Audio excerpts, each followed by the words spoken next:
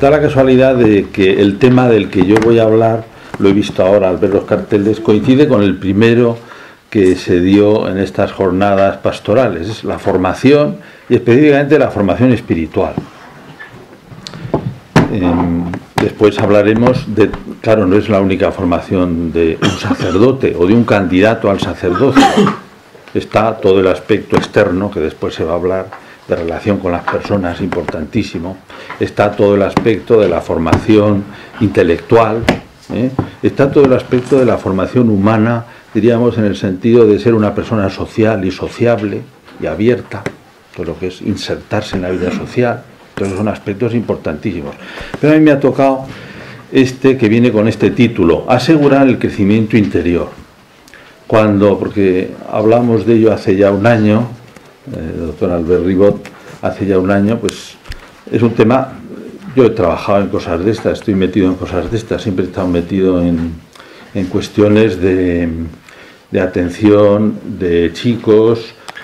Ahora mismo soy director espiritual junto con otros del seminario de Pamplona, pues procuro también buscar y formar vocaciones, tengo monaguillos, que están ahí también algunos preparándose, y bueno, pues este realmente es un tema muy central, y lo que aquí ponía son experiencias personales al mismo tiempo ilustradas con muchas... Estos son temas que son temas conocidos, temas sabidos, pero siempre son temas importantes. Precisamente uno de estos en la parroquia, esta San Nicolás, donde voy todos los días de fiesta, a misa todos los domingos y días de fiesta, hay poco tener monaguillos, y también suelo hacer a los niños que vienen a comulgar, les doy la bendición, les digo, para que seas un buen cristiano. Y hace 3 años, muy simpático, uno que tenía unos 6 años, dijo de repente, pero yo ya soy cristiano. No, le enfadó un poco, como que dijera, bueno, para que seas cristiano, ¿no? A veces nos puede enfadar, o quizá el planteamiento no es muy simpático de entrada. Hay que formarse. Una persona puede decir, bueno, ya soy adulta, yo ya estoy una persona desarrollada, ya tengo experiencia. Sin embargo, delante de Dios, primero, que si no nos hacemos como niños, no entraremos ni mentalmente ni físicamente en el reino de los cielos, vamos a decir, ¿no? Y después, que son cosas conocidas, pero nunca conocidas del todo. Que Dios... O sea, que ser cristiano es algo conocido y al mismo tiempo desconocido, una novedad, es lo que tiene de bonito también.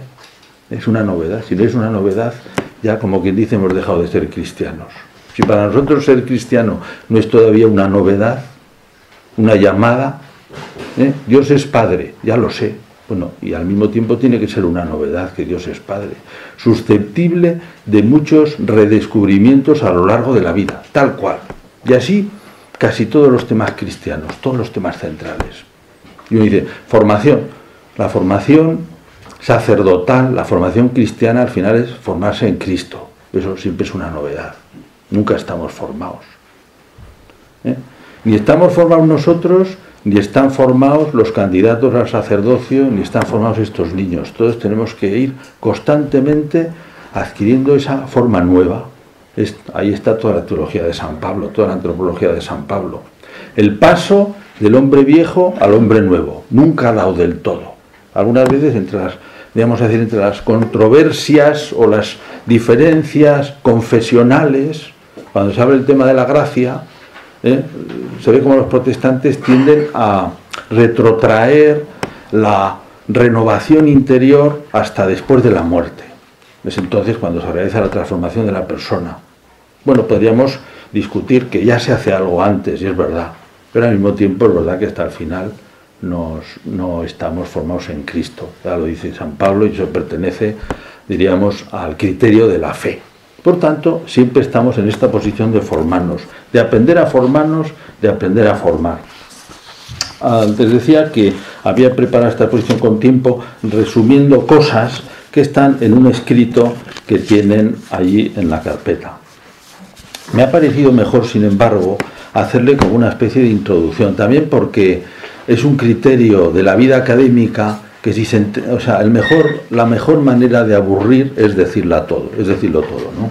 Entonces, bueno, aquí está intentado compendiar todo, y si se dice todo esto, pues diríamos es como una especie de ametralladora de ideas.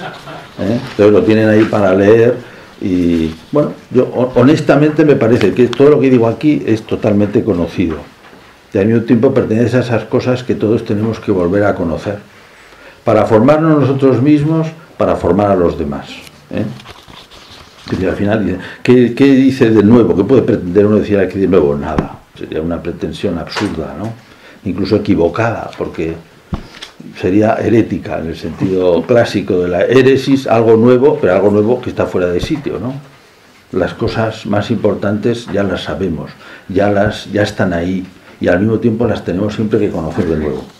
Bueno, entonces había hecho, que tienen esta hoja aparte como esquema del cual yo aprovecharé algunas cosas, bueno, al niño este, por cierto, que no vive en Pamplona, pero viene en las vacaciones, en Navidad, que apareció otra vez, le dije, porque ya va creciendo, esto pasó hace 2 años, y le dije, bueno, yo estoy rezando por ti, ¿eh? ¿Sabes por qué? Dice, porque hacen falta muchos sacerdotes. Ahí se quedó la cosa, a ver. Tantos milagros pongo aquí en la vida ordinaria.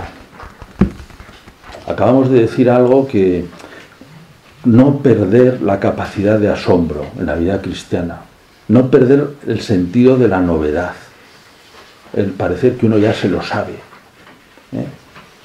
Hay un criterio económico que es que el valor depende de la necesidad y también de la escasez. Pero hay cosas muy importantes que no son escasas y son muy valiosas. Nosotros lo vemos con los ojos de la fe. Es muy valiosa cada persona, y hay tantos, cerca de 7.000 millones de personas en el mundo, ¿no? Abundan, incluso se podría pensar que muchos sitios sobran, en China, por ejemplo, ¿no? Podríamos pensar, bueno, tanto chino. Sería una consideración al final poco cristiana, ¿verdad? Y, no sé, desenfocada, al final. Las personas no sobran, cada persona es valiosa. Incluso cuando en algún momento tenemos alrededor demasiadas, ¿no? Bueno, pues no hay que perder capacidad de asombro, y aquí tampoco hay muchos temas que necesitan asombrarse. Aquí había puesto algunos. El asombro del inicio de la vida humana, lo dejamos. El asombro son milagros naturales, ¿eh? El asombro de cuando una persona empieza a hablar. El adquirir la lengua es una especie de milagro natural. Es una especie de milagro natural también, quizá del cual tenemos menos conciencia, la expansión espectacular, quizá diga algo mañana el doctor Enrique Rojas, este tema, diríamos, cuando la adolescencia permite el conocimiento abstracto y de repente se abren las puertas del mundo, se abren las puertas del universo. Y se abren las puertas de una manera, tiene que ver con la formación espiritual, de una manera totalmente nueva, capacidad de abstracción, con un curioso dinamismo, donde diríamos, con chispazos muy pequeños se ve en ello una luz completa, y aparecen las fascinaciones, los enamoramientos propios de la juventud, ¿no? Que son una novedad también, digamos, las grandes perspectivas intelectuales y espirituales. Un pequeño detalle y en ello se ve una gran injusticia, o al revés, se ve la actitud adecuada de lo que tiene que ser la justicia. Un pequeño detalle y se percibe algo de la maravilla de lo que es la santidad, o la plenitud divina, o el amor de Dios. Un pequeño detalle, y a lo mejor es un chispazo que provoca una vocación, porque en esa inteligencia virgen, fértil, despierta, las cosas impactan de una manera que nunca más van a impactar con la misma fuerza. Y es así, un dinamismo incontrolable. Por otra parte, muy, muy hermoso, muy bonito, del cual, diríamos, no solamente tenemos que admirar, sino también aspirar a que permanezca vivo en nosotros. Hay una juventud de espíritu que hay que mantener y tiene que ver con esto. Capacidad de poder seguir admirándose de las cosas importantes, también de las cosas de la fe. Bien, el descubrimiento de la vocación, todo realmente milagros y poco controlable. Desde ese punto de vista, pensaba yo meterme un poco con el título que me han puesto. No es una cosa, diríamos, falta de educación, sino simplemente un pequeño recurso, ¿no?, para darle interés, que es, el título era asegurar el crecimiento interior. Pero ¿se puede asegurar el crecimiento interior? ¿no es demasiado optimista este título? O también, si lo vemos con un poco más de profundidad, ¿no es demasiado pesimista? Lo optimista sería pensar que nosotros somos capaces de asegurar el crecimiento interior de otro. No, evidentemente, ni del nuestro propio. Pero también es un poco pesimista porque lo que tenemos delante es tan importante que no se puede manipular, diríamos, como se manipula una cosa material. Aquí no hay técnica.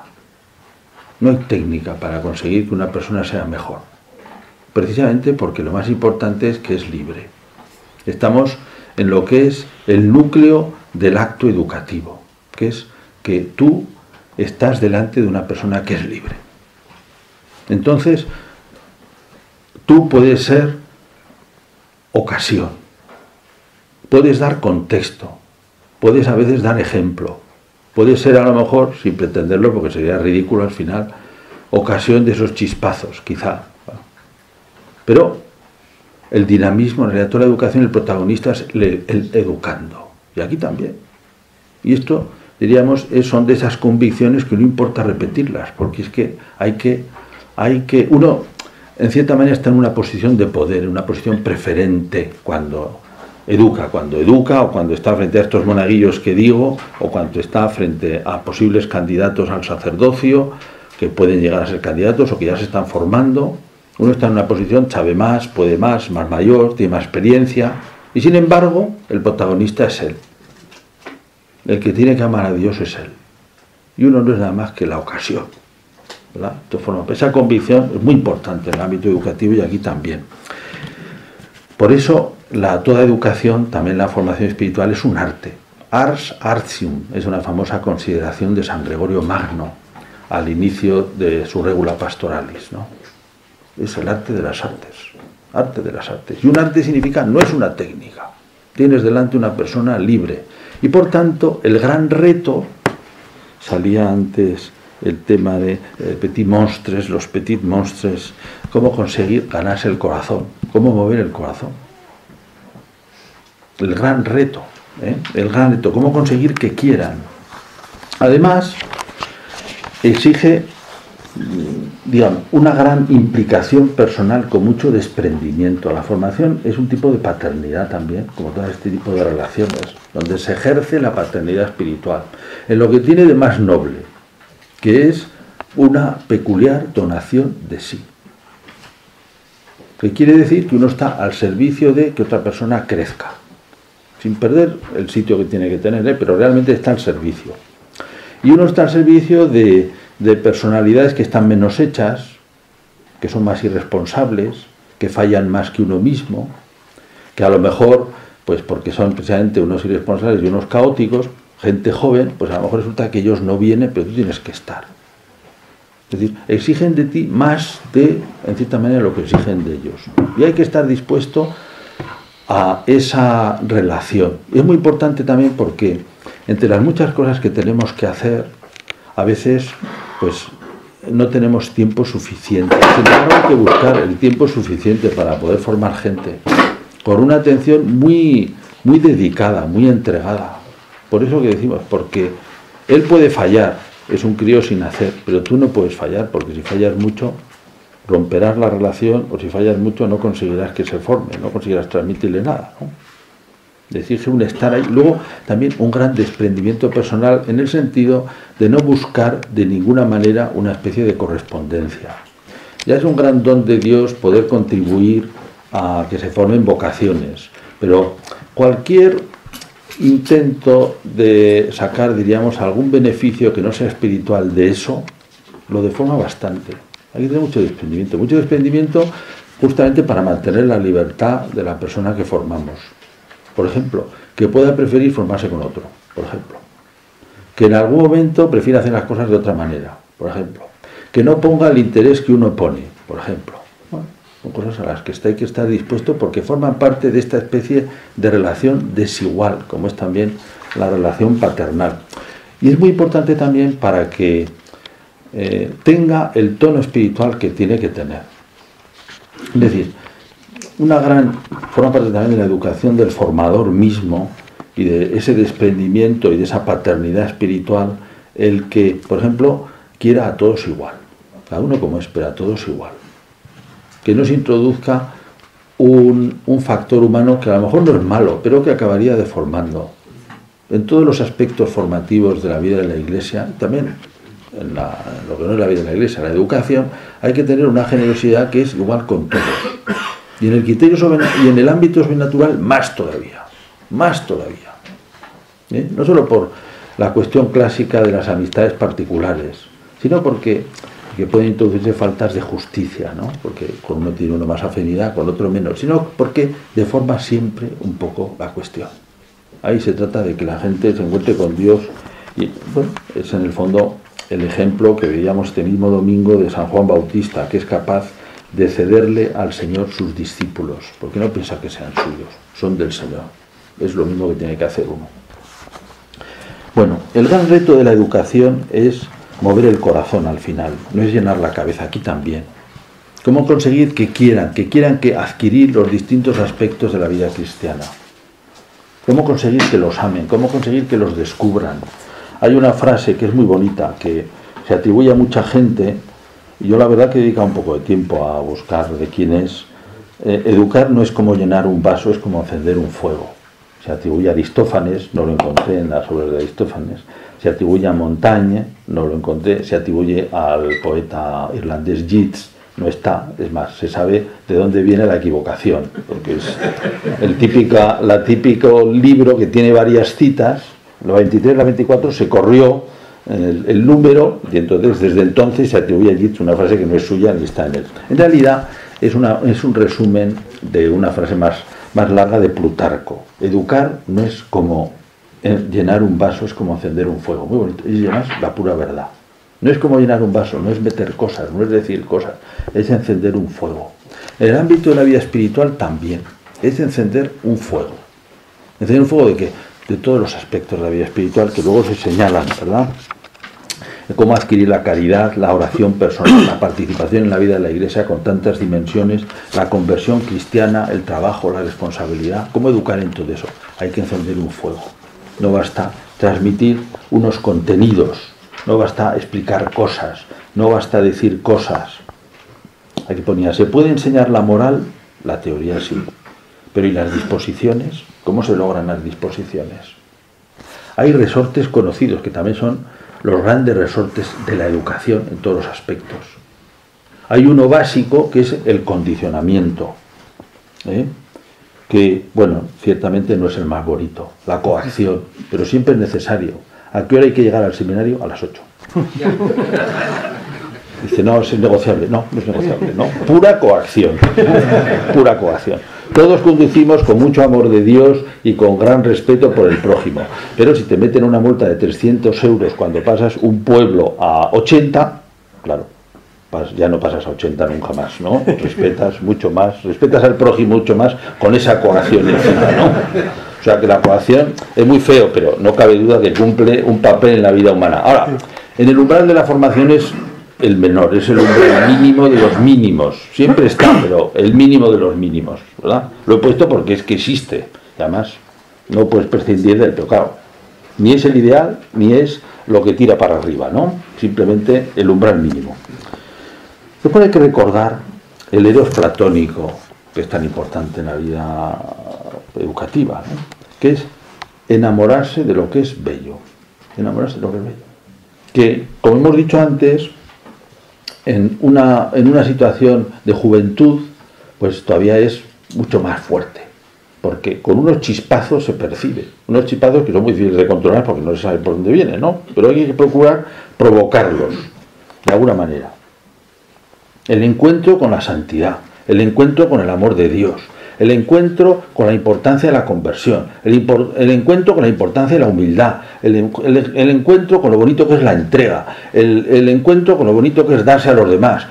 Bueno, esos son chispazos. Hay que buscar a ver cómo se dan, cómo descubren que son bonitos. ¿Cómo descubren que son bonitos? Hay que multiplicar las ocasiones. He sabido, el famoso libro de Werner Jäger, de Paideia, sobre los ideales de la educación griega, dice, bueno, dice en el prólogo muy bonito sobre lo que es el humanismo, dice, claro, la esencia de la educación es los modelos, los ejemplos. son los que mueven. Verba, ¿cómo es? Exempla traum, ¿no? Los ejemplos son los que mueven. Las palabras ilustran, pero los ejemplos mueven. Y claro, los ejemplos de la vida cristiana, uno mismo tiene que intentar ser ejemplo sin pretender ser el ejemplo. Claro, el ejemplo de la vida cristiana sobre todo son los santos. Los santos. Y tanta gente que procura ver la vida cristiana. Siempre hay que procurar, siempre es el gran instrumento de la educación, de la formación.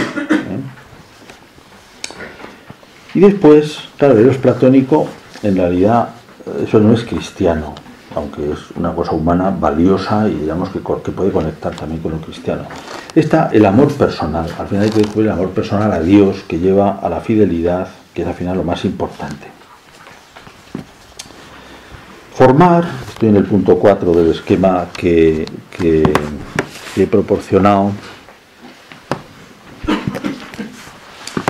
es ayudar a que aparezca la forma. Claro, no es troquelar, en realidad es imposible troquelar, porque como hemos dicho, son seres libres, además, ni siquiera indirectamente, vamos, no hay por dónde, pero aparece la palabra formar, un poco puede parecer eso, ¿no? Formar, dar forma. Bueno, no es dar forma, es contribuir a que aparezca la forma.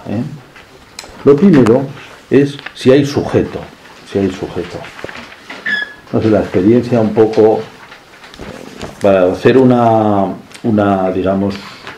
afirmación seria, pues harían falta grandes números. Al final, pues yo no tengo grandes números, tantos números como para hacer una estadística, ¿verdad? Pero yo tengo la impresión que la mitad de los voluntarios están locos, ¿no? O sea, la mitad de los voluntarios que se te presentan diciendo yo quiero tal, está loco, ¿no? Está loco, hay que tratarlo con mucho respeto también, pero está loco, ¿no? La mitad suele estar loco. Ahora, entre la otra mitad suele haber bastante.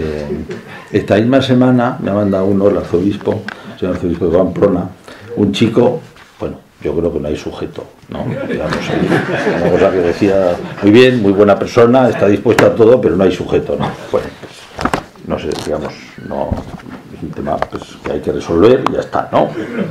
Bien, bueno, este hombre lleva, esto ha sucedido hace 10 días, pues hace 10 días, pues, no, hace 4 días, llevo 5 días recibiendo chistes de este hombre que está mandando cada 3 minutos chiste, ¿no? En el WhatsApp que me he puesto hace poco. Bueno, no hay sujeto. No pasa nada, ¿no? Puede ser una buena persona, pero no puede ser un candidato al sacerdocio seguramente. Bien, eso hay que discernir. Después hay una labor de fondo y de detalle, como todos saben. De fondo, que es más incontrolable, porque es la que venimos hablando, que es poner en suerte para los grandes descubrimientos, que ahora volveremos a detallar los cuales son. Y luego hay una labor de ajuste, de retoques, de percibir qué falta y qué sobra. Muchas veces pues sí se puede concretar más, qué falta y qué sobra en una persona, qué le falta y qué sobra. Sí, eso. Claro, la forma, el modelo al final es Cristo, ¿verdad?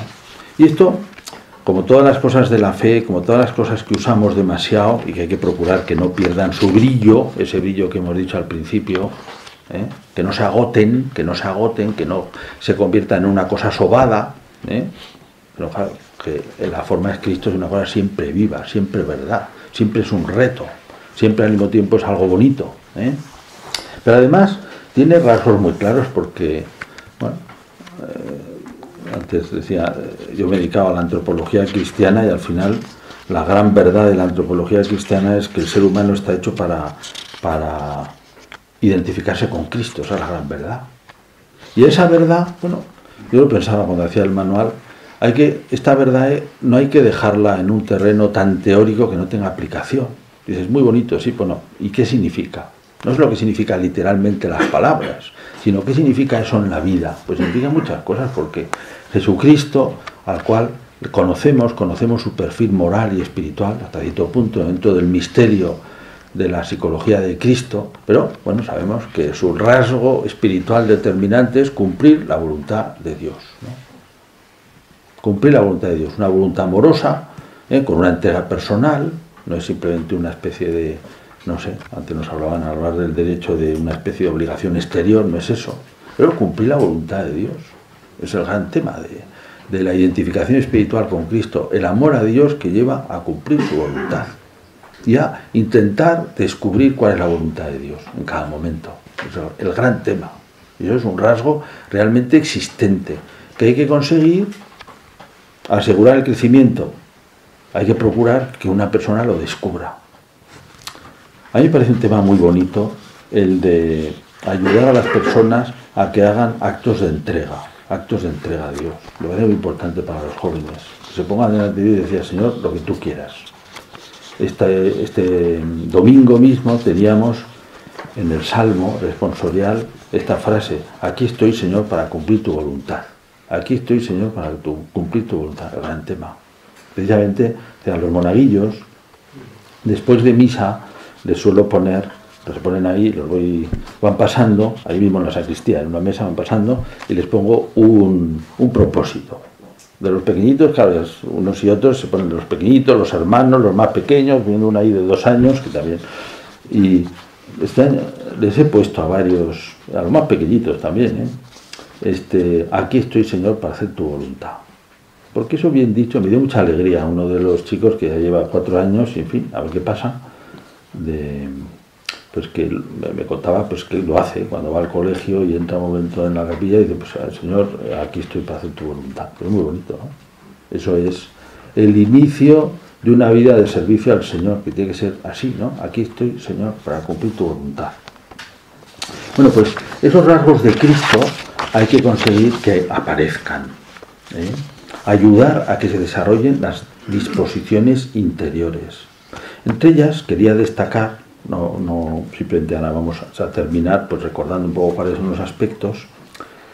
Una de, quizás no es tanto para los niños, es como para cuando las personas van madurando y se dan cuenta, precisamente como nos damos cuenta todos, poniéndonos delante de el reto que supone imitar a Cristo, cumplir la voluntad de Dios, lo que es el pecado, lo que es la conversión, lo que es el amor de Dios que nos quiere a pesar de ser pecadores. Me llamó la atención porque en este libro ahora no me acuerdo cómo se llama, el Cardenal, tiene distintos títulos, algunas traducciones, de entrevistas al Papa actual, pero cuando era arzobispo de Buenos Aires, cuenta como una gran experiencia personal suya, espiritual, la sensación, vamos a llamarlo así, ahora no acierto con sus palabras, podría haberme traído el texto, de haber sido convertido y perdonado por Dios. Eso dice que para él es muy importante, para su vida espiritual. Y yo creo que es muy importante, ¿no? Vamos, que eso lo ve que es una cuestión importante en la vida espiritual, la alegría, la alegría, el agradecimiento de haber sido perdonados, de ser queridos por Dios. Gran tema. Los chicos, especialmente los chicos jóvenes, a veces pueden tener una cierta, con todo el barullo que llevan encima, y siempre ha habido, pero digamos también con todas las ocasiones que tienen hoy a la mano, ¿verdad?, de tener una cierta sensación de indignidad. O de, bueno, todos somos indignos, pero al mismo tiempo, aunque tenemos que luchar por vivir de acuerdo con la dignidad de la vida cristiana, ¿no? Pero al mismo tiempo, en medio de eso, la seguridad de que Dios nos perdona y nos quiere. Gran tema también para la vida espiritual, ¿eh? Cumplir la voluntad de Dios, y por el otro lado también el saber que Dios nos quiere, aunque a veces no cumplimos su voluntad, ¿no? Y crecimiento en ese agradecimiento que Dios nos quiere a pesar de no ser como teníamos que ser. Bueno, entonces son como actitudes fundamentales. Y aquí ahora simplemente la presentación de estos 5 aspectos que los tienen desarrollados en este documento que les he dicho aparte, y que, bueno, son cosas todas ellas sabidas. Simplemente aquí están ordenados un poco con una intención de que sean prácticas, ¿eh? Que son, digamos, claro, podríamos añadir más, ¿verdad? Pero el primero de todos que hay que desarrollar en una persona y que hay que descubrir en uno mismo, ¿no?, es la caridad. Esto no es una frase tampoco, es un tema para estar constantemente redescubriendo. La primera gran actitud cristiana es la caridad, el doble mandamiento de la caridad. Se ordena al amor a Dios real y el amor a Dios, el que ama cumple mis mandamientos. En el sentido no externo de una imposición externa de unos mandatos, sino de intentar cumplir la voluntad de Dios en cada momento, procurando buscar cuál es, con los distintos modos como nos llega la voluntad de Dios. De manera genérica, en unos mandamientos, normativa, de manera personal, cuando la propia conciencia se da cuenta que aquí hace falta esto, hace falta lo otro, en las cosas que nos dicen, en las cosas que nos piden, en el régimen de la vida de la Iglesia, donde también nos llega la voluntad de Dios por los cauces institucionales, donde se nos pide una cosa u otra. Bueno, todo eso es la voluntad de Dios. Y la caridad con Dios también es amar su voluntad, verse ahí. Después está toda la cuestión de la oración personal, tema que hay que suscitar en los que pueden ser candidatos al sacerdocio cuando tienen un mínimo de madurez, bueno, y en los que ya son seminaristas o candidatos al sacerdocio y en nosotros mismos, ¿no? Me parece a mí muy centrada en esa devoción. Me llamó la atención ya hace muchos años, con ocasión de unas clases que tuvo que dar sobre la virtud de la religión, al repasar Santo Tomás de Aquino, que habla de los actos propios de la religión, decía, son los actos de devoción. Claro, devoción en latín significa donación de sí. Me parece muy bonito, que lo más esencial de ponerse delante de Dios es la devoción, pero no en este sentido, diríamos, del gustito por una práctica más o menos lejana. Bueno, también puede tener su sitio, no hay que despreciar nada. Pero lo que es los actos de entrega personal al Señor. Aquí estoy para hacer tu voluntad. Después, todo un tema muy articulado, que aquí solo está enunciado, que está un poco más articulado en los papeles que les digo, en ese documento, de sentir con la Iglesia. Pues la oración personal, ya sabemos, no es la devoción, no es una cosa personal, aislada, ¿eh? La relación con Dios nuestra es en la Iglesia, es en la Iglesia. Entonces hay todo un aspecto que es la liturgia, todo un aspecto externo de la oración. Bueno, externo está mal, no está bien empleada esa palabra, un aspecto, vamos a decir, estructural, tampoco es bonita, no, ahora no me sale, no voy a improvisar. En la liturgia, ¿no? Insertado en lo que es la vida de la Iglesia, insertado en lo que es la misión de la Iglesia, muy importante, la responsabilidad que tienen que seguir también los candidatos, insertado en lo que es la comunión, tema siempre importante, el preferir, aprender, muy importante, aprender a ser elementos de comunión donde quiera que se esté. Aquello de bienaventurados los pacíficos, poner paz. Y por tanto huir también de toda una serie de cosas que hacen daño, entre las cuales están, a veces una tontería, pero que tiene la murmuración, la crítica, y todo tipo de... Hay que aprender a superar divisiones en cualquier sitio y amar al que es distinto también en la vida de la Iglesia, ¿no? Bueno, tema importantísimo, pero solamente lo he enunciado. La conversión cristiana es el descubrir en qué tiene que convertirse uno. Lo tiene que descubrir cada uno, se le puede ayudar desde fuera, todos tenemos que convertirnos. Es el aspecto, podríamos decir, ascético de la... Uno se pone delante de Dios, sí, también hay que aprender a convertirse. Hay que aprender qué nos hace bien, qué nos hace mal. Y cada uno tiene que aprenderlo él mismo. A todos nos hace bien y mal, más o menos lo mismo, pero cada uno tiene que aprenderlo. Y luego, otra cuestión última, que no nos podemos olvidar en la vida de un sacerdote, que es interior y es exterior, todo lo que es la cuestión del trabajo. Se dice que en la época moderna se prolonga la adolescencia. Bueno, se prolonga la adolescencia porque faltan responsabilidades, se adquiere mucho más tarde y a veces falta trabajo también. Antes, el gran tema que hace madurar, por un lado, son las responsabilidades, por el otro lado, el trabajo. Eso también a los candidatos. Bien, estos son los aspectos, lo podrán ver un poco más desarrollados en el documento. Muchas gracias.